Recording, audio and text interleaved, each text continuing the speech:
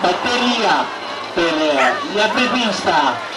Un grandissimo applauso a questi piccoli rider che oggi sono qui.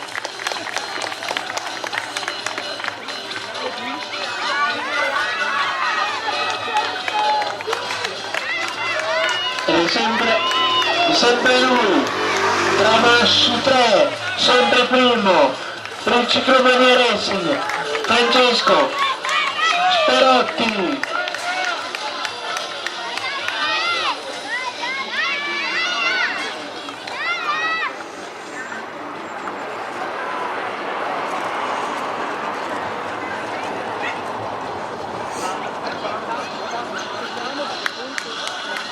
Un grandissimo applauso, eccomi qua sull'ultimo rettilineo.